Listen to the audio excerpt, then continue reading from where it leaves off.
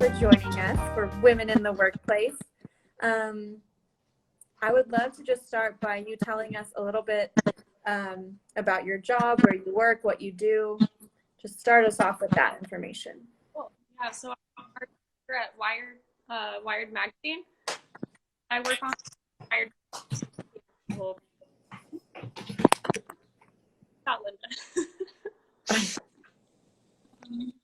So basically my job is I create art for the website. So if we're publishing an article on Wired.com, we sort of decide whether or not it's going to be a photography situation or illustration. And if budget for illustration, then I can hire, and I get to art direct them, pick them out. And if they're not, but myself, which is also exciting and fun. Awesome. So tell us, especially, I've been billing this as like learn what to do with an art degree. So tell us a little bit about how you got to where you are. So college, the jobs you've had before this position. Tell us about that. Yeah, so I was an art major in college. I actually did a lot of printmaking focus in college. And then the thing that kind of really launched art was working for the school newspaper. I made art and design for them. That is where I kind of learned that I wanted to do visual journalism. Able to get a job in the newspaper after graduating in Orange County. And then from there, got a job, like had a whole bunch of lifestyle magazines in Los Angeles. And then that was it for me. I felt like it was kind of boring. So I decided to do freelance for a few months, and then finally got a job at Y, actually working on the which was really cool. And then about a year ago, I became an art director. Awesome. So it sounds like not only your degree in school gave you the experience and information that you needed, but you were able to also get involved in some other things that gave you some additional experience, so that when you graduated, you were able to get into a job that like you're actually using all of those skills. Yeah, I mean, ironically, just making for my major wasn't what I ended up kind of focusing in, because most of the art that I make now is only but yeah, like it was the extracurricular sort of art, design, creative stuff that I was doing. Right. So what made you decide to, well, maybe that's not a great way to say that. What do you think brought you to the world of art? I've always loved art. I don't know about everyone else out there, but I've always just drawn like crazy. I always wanted to do art. A little bit of convincing my parents to let me major in art for college, but they wanted me to try architecture. But yeah, always. Which you did. You tried architecture. I did. It's not enough like art, so don't do it. If you want to be an artist, don't do architecture. So let's think. So a lot of our students, I remember in the Women's Center before COVID, we had a ton of artists. Like I would just look over and see like, oh, you're drawing something really great. Like I can't do that. So we have a lot of artists who are taking like digital media classes and things like that on campus. So what do you think is useful for current college students who want to go into some art field? What do you think is good advice for them? I think your portfolio is the most important thing. I know personally when I'm hiring artists, I look at their portfolio first. I get people reaching out with their portfolio wanting to work with us. And I'll be honest, I just click to the portfolio. I don't even like read the letter or read a note. And I think that your portfolio, the window that your work and talents, and I think the more you have like the more art you have, weed stuff out that you think and yeah, I just your portfolio is not going to be the classes that you take, although that's where you can get the material. But at the end of the day, what is in your portfolio, and also having an online portfolio, I think is like definitely the most important. I don't look at print portfolios or anything like that. It's got to be online. It can be on your Instagram. It doesn't really have to be a website, but you have to show all the cool stuff that you're making. So if they don't have a portfolio now, how do you suggest starting one? Do you feel like social media is a good place to start? Yeah, I think so. I think I put a lot of my art on Instagram, and I think it's a really good way to see what everyone responds to. Sometimes my favorite art isn't what everyone else seems to like. I also think that if you don't currently have a portfolio, it could be really, taking those classes and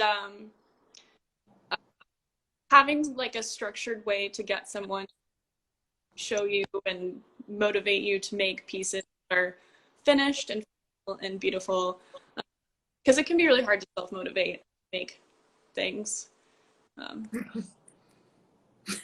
Making things art. Okay, so I'm going to ask you a question that's not exactly on the list I gave you, but I have a feeling you can handle it anyway. Okay, so because in your job, like you said at the beginning, you're not just creating things. I heard you talk about hiring, making decisions, dealing with budgets. So how do you feel like you developed those extra skills? They're not extra, they're pretty much essential. How do you feel like those came about? And again, what do you think are some ways that students can get involved in things that help them develop those? I already mentioned my school newspaper being honestly what I think got me to where I am. I think there's no real for that. I think every job I've ever had, a store or movie theater, helps you interact with people and like kind of learn management. I know that for me, management skills are really, really, really hard, but I've also been really lucky to have some really amazing mentors in my work life. Starting as a junior designer, really, really amazing art directors who, showed me how it worked. Yeah. So, okay, I work in the Women's Center. So being a woman manager, Yes. what are your thoughts about that? Do you feel like you are treated differently, or things that your job is different because you're a woman? Yeah, that's interesting. I feel like for me, management is really hard because I struggle with wanting to be liked by everyone.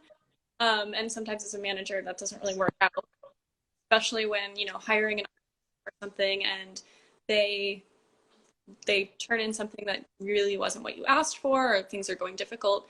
It's especially hard for me to kind of turn on like a manager mode, a friend mode. But in terms of being treated differently, I don't think so. I've been very lucky. I work at a workplace where I think being a woman doesn't hold me back at all. Yeah. Yeah, I think I know I'm thinking again to like past conversations I've had with students, and that like wanting to be nice to everybody and figuring out how to set boundaries. That's definitely something that's not just helpful in personal relationships, but like with work relationships as well, especially the further up that you move within an organization. Yeah, and the management is a skill, not it doesn't come easy to me, and hopefully getting better every day.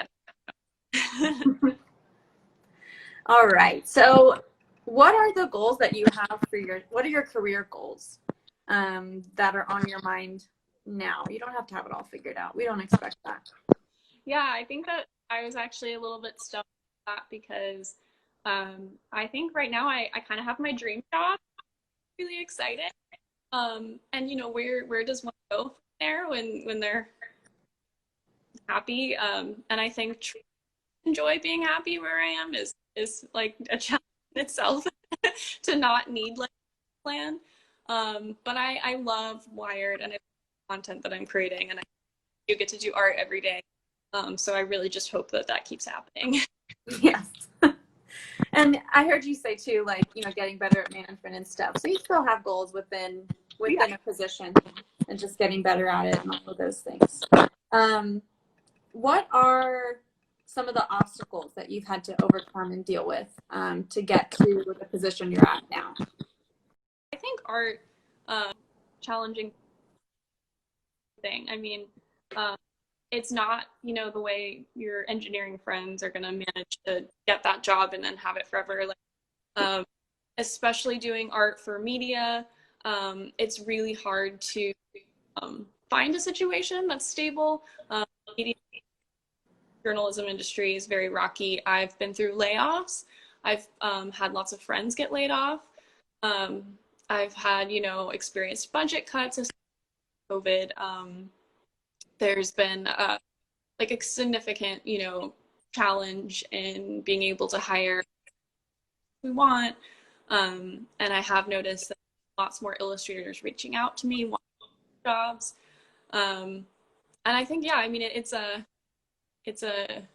difficult industry for sure. But I mean, after, you know, personally going through layoffs, I think the most important is just like keeping at it. Mm-hmm. So that, yeah, what do you think? I mean, you just told us a bunch of different things that have, because you're in a pretty, like, I don't want to say volatile. That's kind of dramatic, but kind of. Okay, I'm allowed to use that word? Okay, you're in a volatile field. So what are the ways that you, I mean, things happen and you can't control them, but what are some skills that you've used to either overcome those challenges or even just kind of work through them? Yeah, I think being motivated and focused is a challenge, but it's super necessary. After the layoffs a year ago, me reaching out to a bunch of clients, you know, reaching out to everyone I knew in the media industry, being like, I'm available, I'm for short-term things, small things, whatever. And I think especially like if you want to, you know, maybe even as a freelancer, just being able to market yourself, put yourself where you're trying to sell, like you're really selling your art. And yeah, just being really Yeah, putting yourself out there, not being afraid. I'm hearing that in there. So you mentioned a little bit of this, but has COVID had a big impact on the way that you approach your job, or like, I guess the like the status of your job in your field? Yeah, I mean, I think everybody relates to the whole work from home thing. I've been at home since March, and I think especially I find it really hard to be creative during, especially when, you know, it's your job to be creative, come up with ideas, and make art. It can be really, really when there's a pandemic, and you know, I live in San Francisco, you know, air quality from wildfires, and it's a challenge. You know, I feel for all the creatives out there who have doing this, but finding ways to still be creative. I think Pinterest and Instagram are huge for me. Seeing that everyone else is out there. Okay, so maybe I'm not an artist, in case anyone was wondering. So maybe this is a stupid question. What do you do when you don't have anything? You don't have any ideas, but you have to create something. Yeah. What are your tactics? I love Pinterest and Instagram. Okay. Actually, my mom, if she's listening, she gave me this. Hey, Linda. That was it's called Steal Like an Artist, and it basically talks about how there's very few original, never before used ideas. So you should never feel bad about like looking at other people's art and using parts of it. You know, like, I mean, obviously like plagiarism is a thing, and that's not what I'm talking about, but I'm talking about like using people as inspiration. And another thing is I have a really great team. Like a coworker who if I'm stuck, I really rely on him to have amazing ideas. We both use each other to bounce ideas off of each other. And I think, yeah, like creativity can be sometimes really, really hard by yourself. So it's really nice to have friends that you can ask for ideas, and also show them as you're going along, like, what do you think of this? And what should I change? And is this not working? And that's And I know from, well, okay, I'm going to make a jump. Like from looking at the art that you create and just things, and also I guess I've known you a while, so I kind of have watched you a little bit as an artist, but I see you pull a lot just from what's going on in your own life, and that like, even if it's, I don't know, it sparked something, at least something is happening if you're just like creating what is going on around you. Yeah, there's, I mean, yeah, everything can spark creativity or ideas. And then sometimes if it's like really bad, like absolutely no ideas, then you go take a nap and then Yes. Oh, hello. Bye. He does not care that we're in the middle of something. Okay. So here's a cheesy question. What is your favorite part of what you do? I love science, and I love some of the content that I get to make. A highlight for me was I got to draw an astronaut peeing on the moon for an article about the perks of using urine when you're in outer space. And I'm like a huge nerd for all that kind of stuff. So I've done a lot of like really, really fun stuff, and I just get really, really excited about stuff like that. I did a really cool article for a piece on how to escape from a dinosaur, you know, just in case. And yeah, I really love me for stuff like that. And okay, so you've done I can see why this is maybe your dream job, because you get to do art that you like. You get to, okay, maybe it doesn't seem like you wanted to be a scientist, but you still get to kind of be in that world a little bit and like do it from your perspective. So that makes total sense. And it's kind of cool that you were able to combine several interests. And just because you didn't major in aeronautical engineering, you can still get a little bit involved in maybe not the engineering part, but the understanding part. Yeah, I know. I think maybe it's good to know that, you know, you don't have to necessarily be just like a studio artist or like an art teacher. There's so many you can like contribute to the world with art. And I do feel amazing about how I get to like be involved in like the science, making visuals that, educating people about new world, and I get to do all of that art. It's really, I like feel really lucky. That's really cool. That makes me happy. Okay, I didn't ask you this one. So you maybe answered it. What's your biggest accomplishment in your career so far? I think launching Wired's chat channel was so fun and so rewarding. So we launched, I don't know if any of you remember Snapchat Discover thing. I don't know if people are still, but Wired had a channel on Snapchat Discover. We launched it, and after a year and a half on the platform, we had 800,000 subscribers. Like really, that's a lot of people. It was really fun.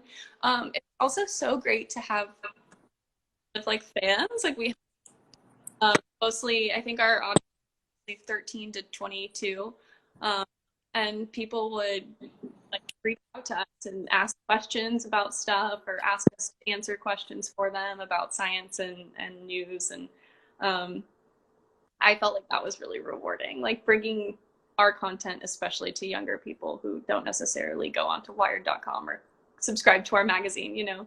Mm-hmm. I know that I didn't know much about Wired until you started working there, and then I looked at the Snapchat. I was a little bit older than your target group, but that's okay. I was there anyway. Okay, so let's see. Okay, I want to go back to like, again, I work at a community college, so we'll go back to school. So in your art classes, like what did you feel like was the most rewarding or beneficial pieces of like the actual coursework that you took part in? I know, I didn't tell you I was going to ask that. I made it up. I think deadlines are a good thing to learn. Especially, you know, in media, like deadlines are real and scary. But I think also just in general, when I'm like hiring administrators, absolutely need them to follow deadlines. I also think learning, like, I mean, in this kind of digital world, like there's so much to learn in digital art, like Shop and Illustrator, and maybe you want to get into animation, and all of those programs require some, you know, like you could take a class on how to make or how to use Illustrator, but I think self-motivated to learn those things is a really important skill for sure. I'm just kind of jumping in and like, I don't know what I'm doing, but I'm going to figure it out and try new stuff. Yeah, YouTube is a great resource. Yes, I think that goes for any field. I think that's what we're all learning. I don't know how you cite YouTube in papers, but I'll leave that up to you guys to figure that out. Okay, is Radish nearby? We're a very pet-friendly Instagram channel. Yeah, would you like to see her? Yeah, we need to see Radish. See. She's right there. Oh no! Radish. The cone of shame. Little cone. But she's so happy all the time. She's waving to us.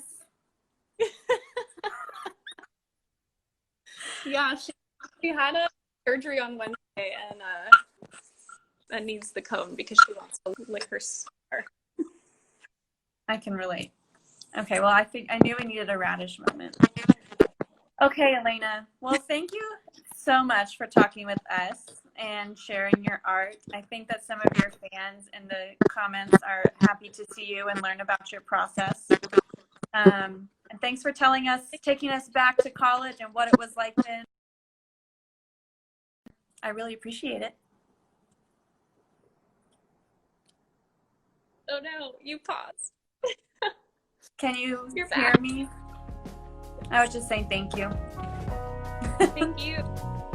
All right, and thanks everyone for joining us. Check us out